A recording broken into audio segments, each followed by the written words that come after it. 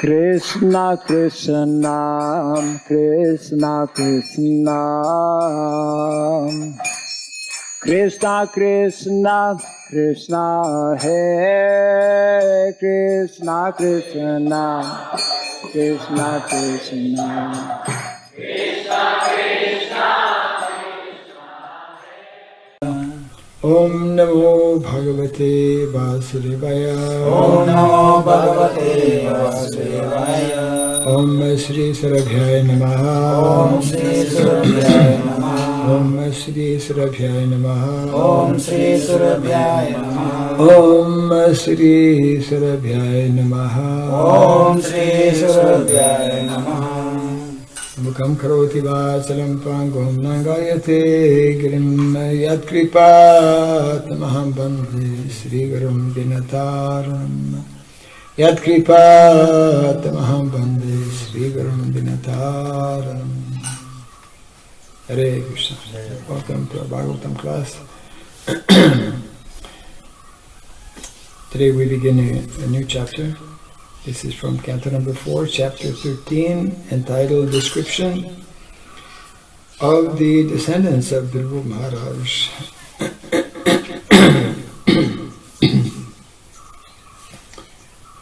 Text number 1. Sutta Uvacha Nishamya Kosharavina Upavarnitam Dhruvasya Vaikunta Pada Adirohanam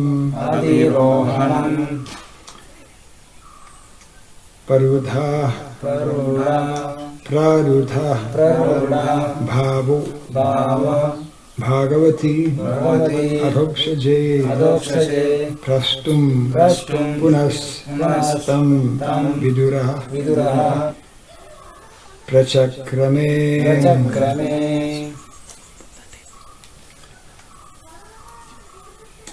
Sutta Uvacha Nishamya Kosharavino Pavarnitam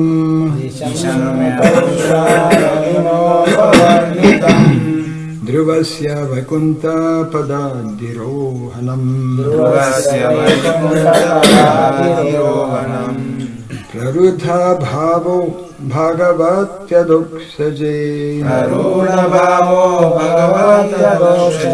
Astum Punastam Vidura Prachakrame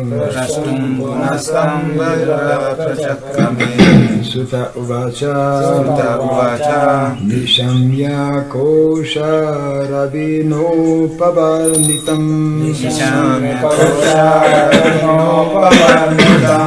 Dhruvasya Vaikunta Padadirohanam Prarudha Bhavo Bhagavatyadokshaje Prastum Punastam Vidura Prachakrame Sutta Uvacha Nishamya Kosharavino Pavarnitam Dhruvasya Vaikunta Padadirohanam Prarudha Bhavo Bhagavatyadokshaje Astum Punastam Vidura Prachakrame Sutta Uvacha Sutta Goswami said Nishamya after hearing Kosharavina by the sage of Maitreya Upavarnitam described Dhruvasya of Maharaj Dhruva Vaikunta Pada to the abode of Vishnu Adirohanam. Ascent. Pradudha. Increased. Bhava. Devotional emotion. Bhagavati. Unto the personality, unto the Supreme Personality of Godhead. Adhokshaje. Who is beyond the reach of direct perception. Prastum. To inquire. Punaha. Again. Tam.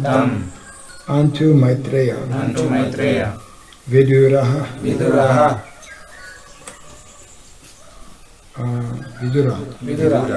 Prachakrame.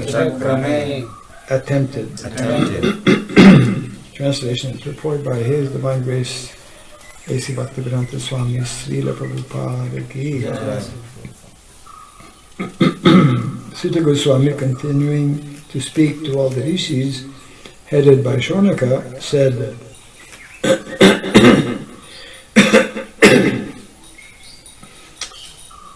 after hearing Maitreya Rishi describe Dhruva Maharaj's ascent to Lord Vishnu's abode, Vidura became very much enlightened in devotional emotion, and he inquired from Maitreya as follows.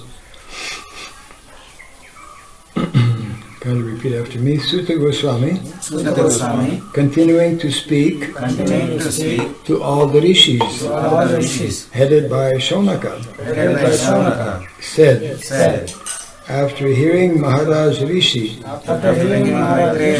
describe Dhruva Maharaj's ascent to Lord Vishnu's abode, Vidura became very much enlightened in devotional emotion. And he inquired from Maitreya as follows.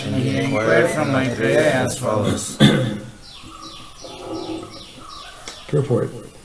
As evidenced in the topics between Vidura and Maitreya,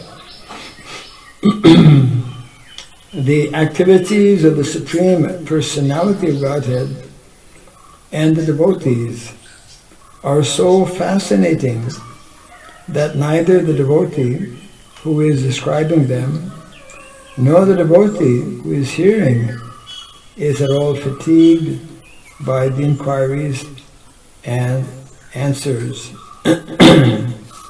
Transcendental subject matter is so nice that no one becomes tired of hearing or speaking. Others who are not devotees may think, how can people devote so much time simply to talks of God? My God.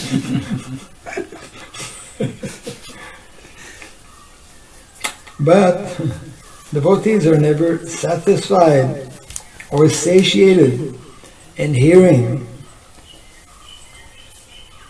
and speaking about the Supreme Personality of Godhead or about His devotees. The more they hear and talk, the more they become enthusiastic to hear. The chanting of the Hare Krishna mantra is simply the repetition of 3 words.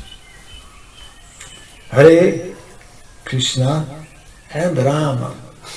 But still devotees can go on chanting this Hare Krishna mantra 24 hours a day without feeling fatigued.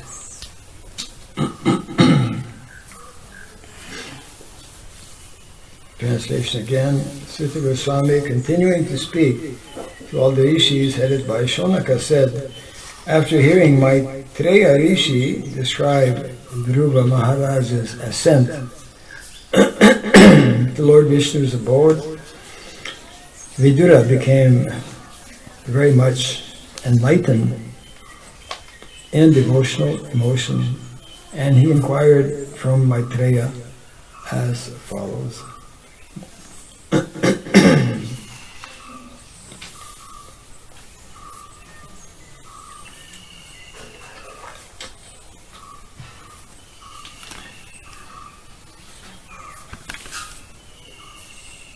And so before describing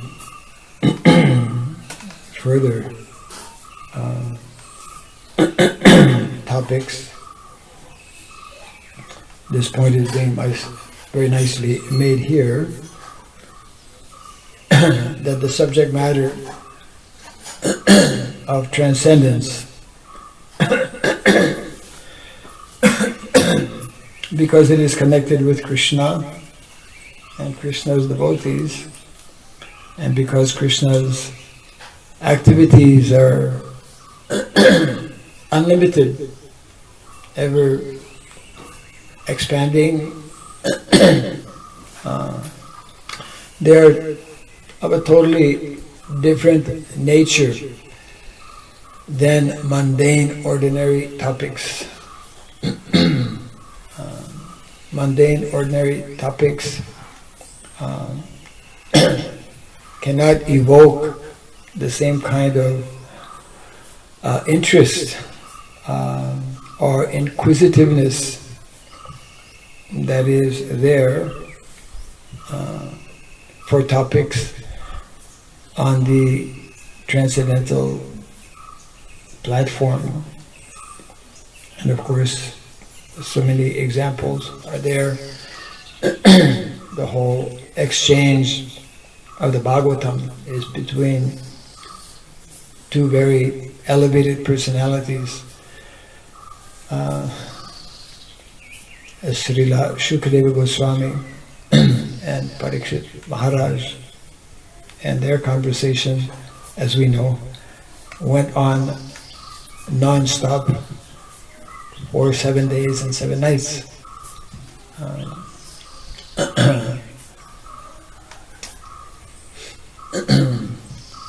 This should be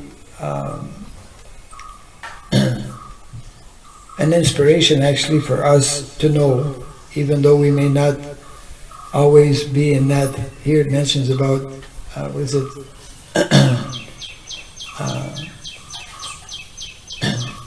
Speaks about, what's the word? Bhava. Devotional emotion. Yeah. Prabhupada translates bhava as devotional emotion.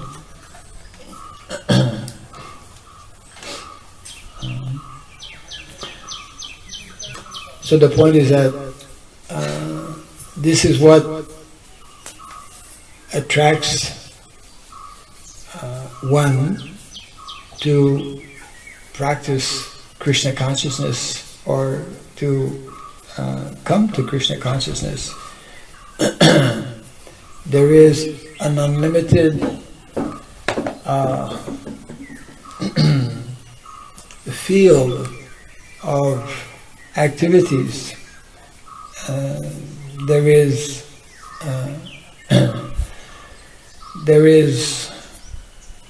There are unlimited personalities, great devotees. We hear of some of them in the Bhagavatam, who all have their individual and personal experience and their individual personal services that they are rendering to Krishna.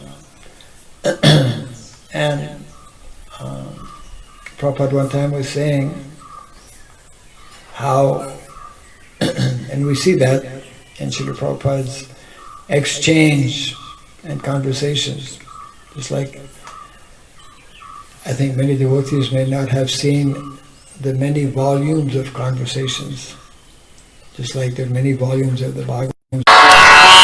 Not all of them, not recorded, or were not recorded properly, but there are many, many volumes actually. We can see how Srila Prabhupada sometimes would, just on one subject matter, would elaborate more and more and more. It's like unending. we cannot imitate that, but we can appreciate and we can observe that in such self-realized personalities,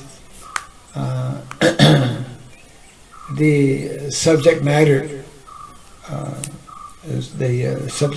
of spirituality is unlimited. Just like here is being pointed out, how after hearing in the last chapter, the description of Dhruva Maharaj and how he became at such a young age a very great personality and was given such a high exalted post in the material world, and how even one may have such kind of material responsibility. If one is Krishna conscious, one will not deviate. That is the beauty of Krishna consciousness. The Bhagavatam gives us so many wonderful examples of kings, Rajarshis, who, although still within the material world, Parikshit Maharaj being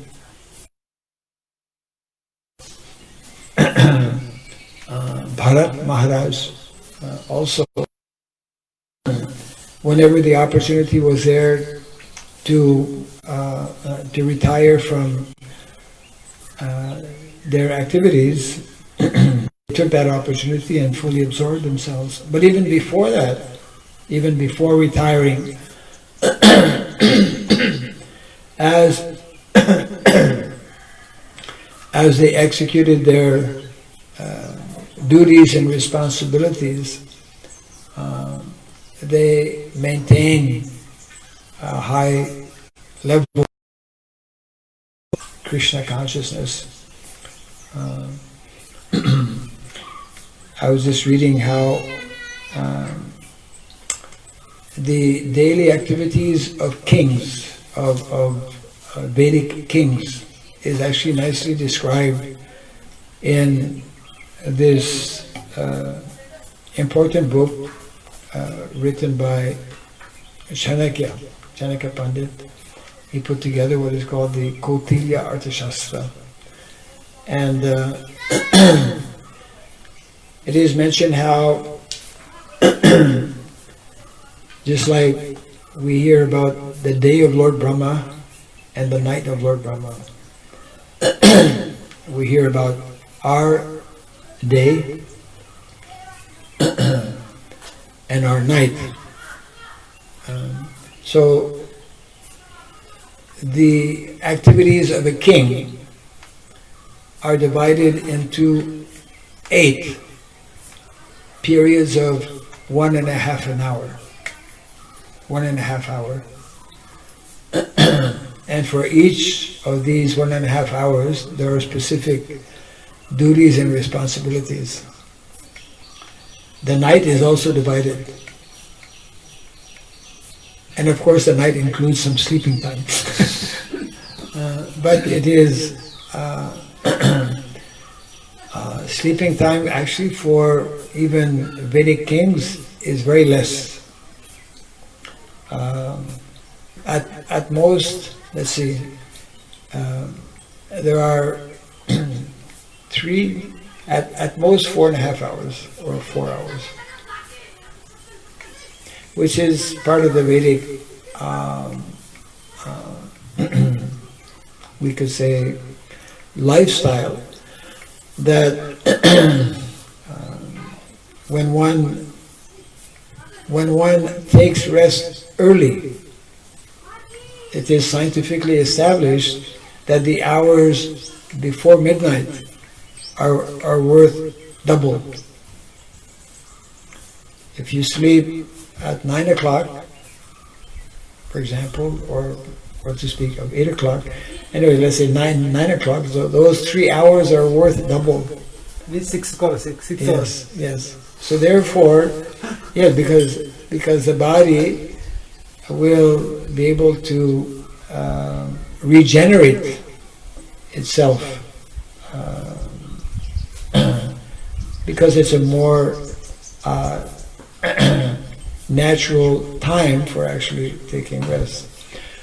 The point being that when saintly kings or Vedic kings, Dhruva Maharaj is one such personality, when they followed nicely the prescribed, we could say, schedule that is there, outlined in the Vedic literatures, then they would be able to perform at their,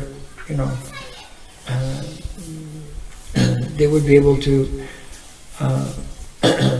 perform very well because they were physically fit by being sufficiently rested.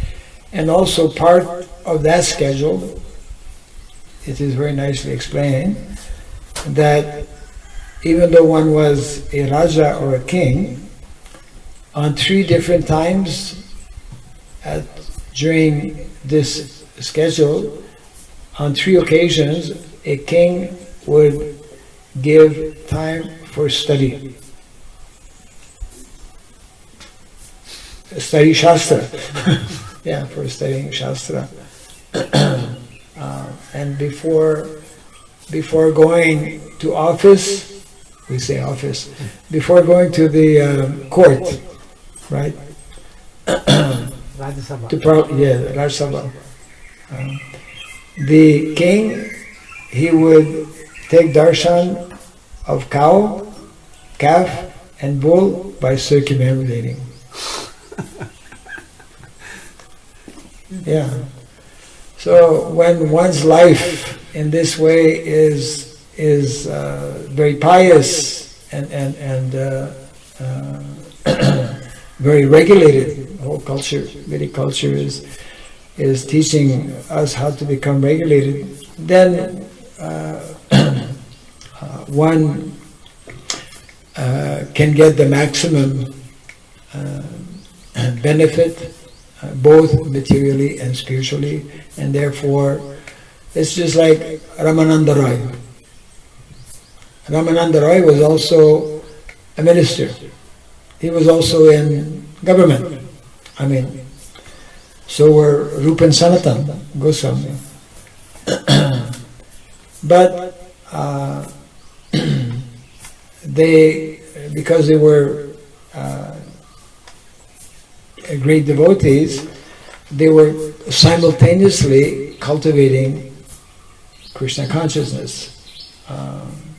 As a matter of fact, as we know, the story is related how both Rupa and Sanatan were giving excuses of being sick and would not go to, we say the office, they would not do their work, and then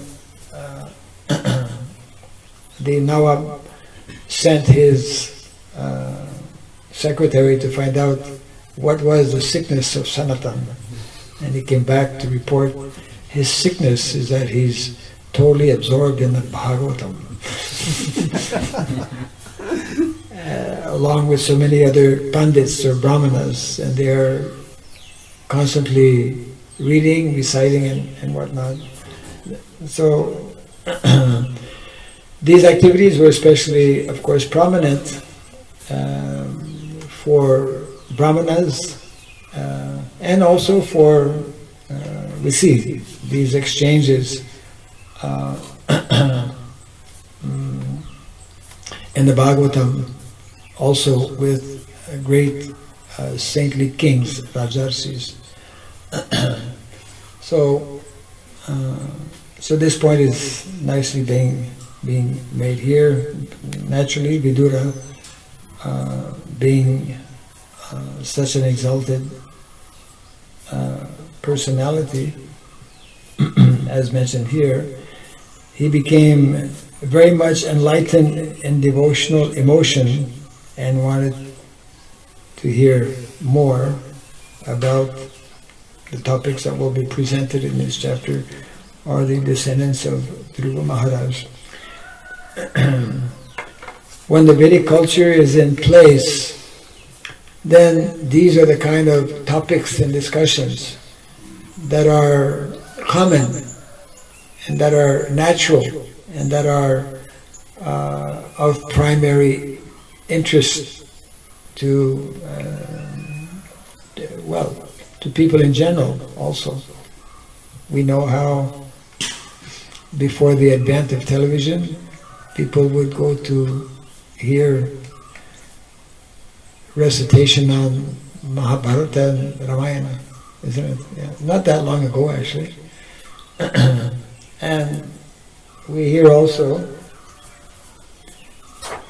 when the topics, transcendental topics, especially in relation to Krishna, are so attractive that even people who are not Krishna conscious are attracted to them. How is that? In Indonesia, which is the largest Muslim country in the world, the largest Muslim populated country in the world, Indonesia has about 250 million population. It is the fourth largest populated country in the world. China is number one, but will soon lose its number one position to India. Population in India is increasing more quickly than in China. They're very close to one another. Then the third is US, and the fourth is actually Indonesia. So a few years back, when some of you must have seen because it originated from India, when this movie called Little Krishna, when that was presented in the local language in Indonesia, it was translated in what is called Bahasa Indonesia. And it would play at a specific time, I think every day, because so many episodes, Ramayana, Mahabharata, is like unending practically. So this is Indonesia, right? Whenever this would start playing, you could not find anyone to do anything. Everyone was just glued on the television. And they don't know about Krishna. They're Muslim, right? But those activities of Krishna are so fascinating and, it's so attractive that they would... Of course, this can be understood in that not that many years ago, the whole Vedic culture was the main culture of this country, known as Indonesia, and and even now they have regular rendering of what they call shadow puppet. There's different kinds of puppetry. Shadow puppet is the specialty of Indonesia. The presentation actually usually begins in the evening, and you have a whole audience of people, and you have one big screen.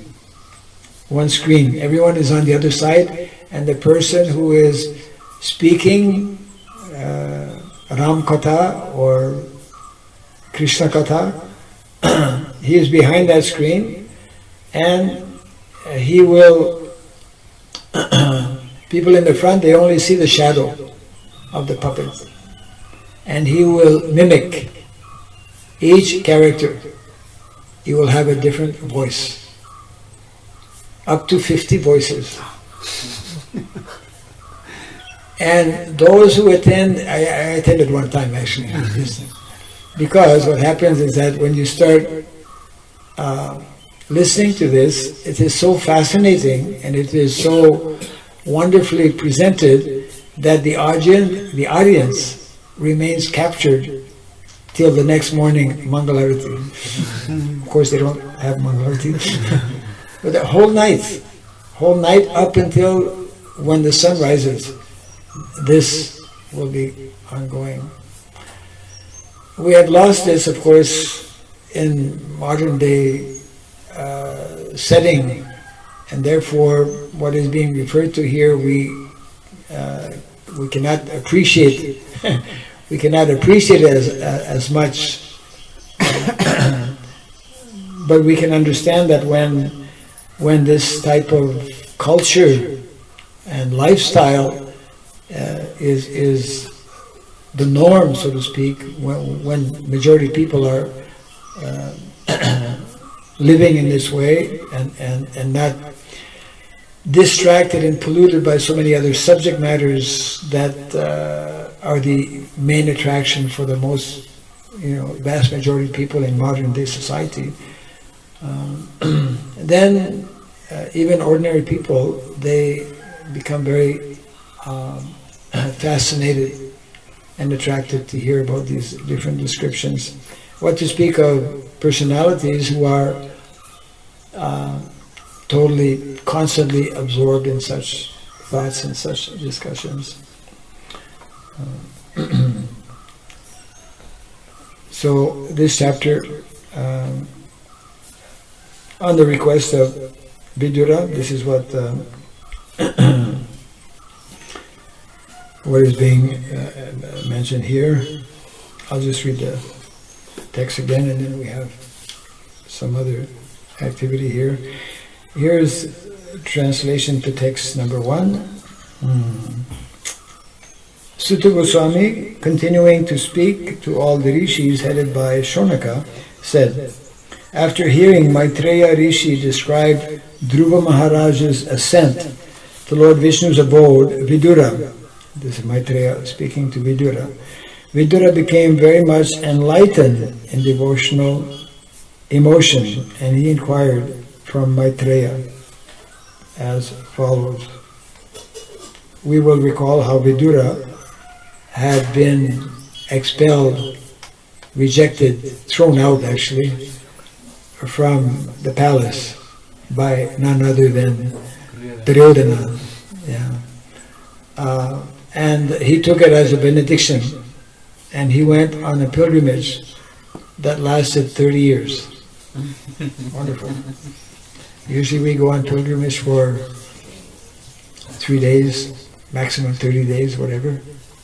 He just continuously, and it was at the end of his pilgrimage that he came in contact with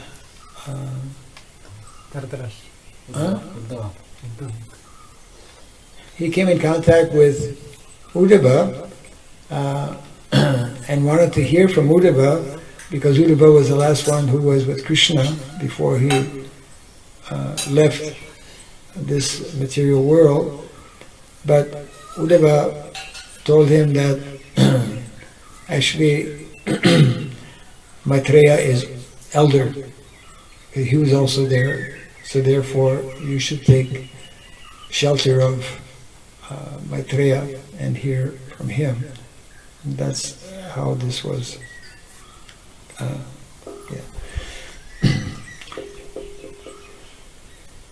Any comment, question on this? Yes. Question is not connected to this verse, Maharaj. Not connected with this verse. Yes. Okay. Nowadays, cows are slaughtering before coming natural death. Why, Maharaj? That cows are have that kind of karma, or why Krishna didn't stop that, like these things? Okay. Question is, nowadays cows are being slaughtered, not allowed to live their natural life. So the question is, why is it like that? because of karma, why Krishna is allowing this to happen. Nothing happens by chance.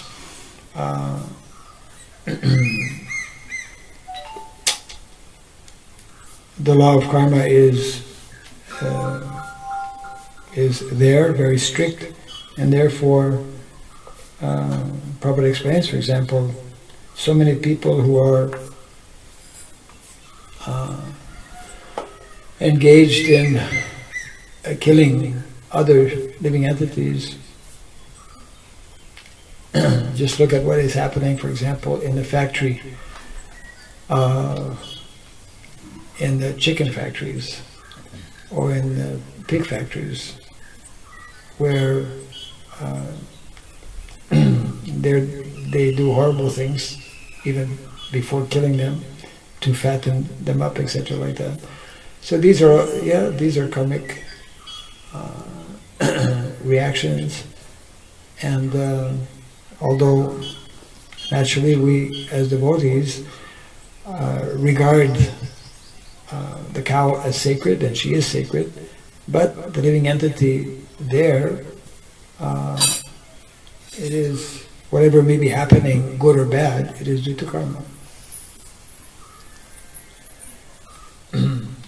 Sometimes people will say, well, then we don't have to do anything, it's the law of karma. But at the same time, devotees have a responsibility to educate the general public, because to stop or prevent cows or other animals from being killed, if we are successful in doing that, that's also karma. It means they will be, they will not have to experience the a great suffering that is there of being killed.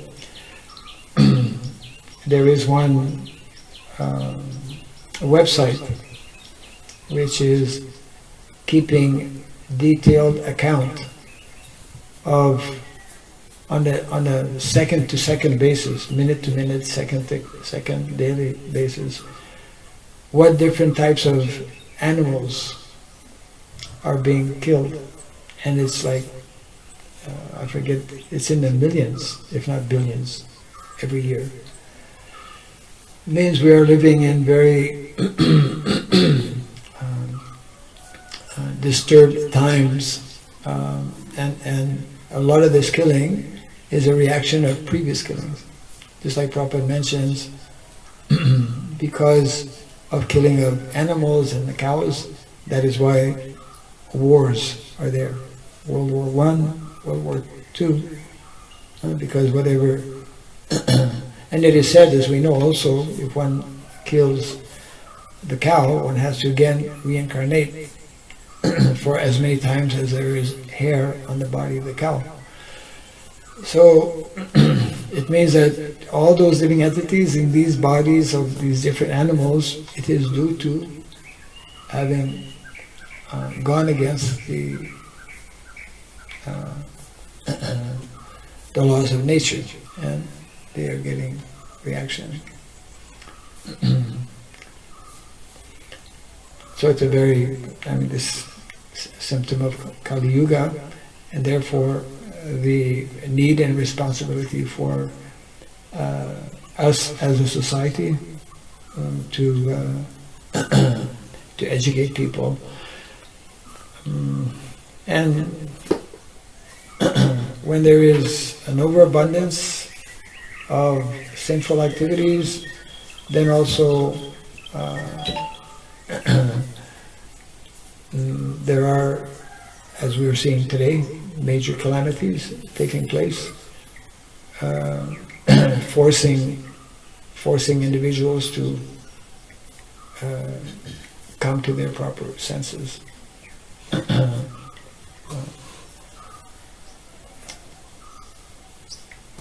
So the law is very difficult, actually. Prabhupada explains how the law of karma is very, very complex, but very strict also.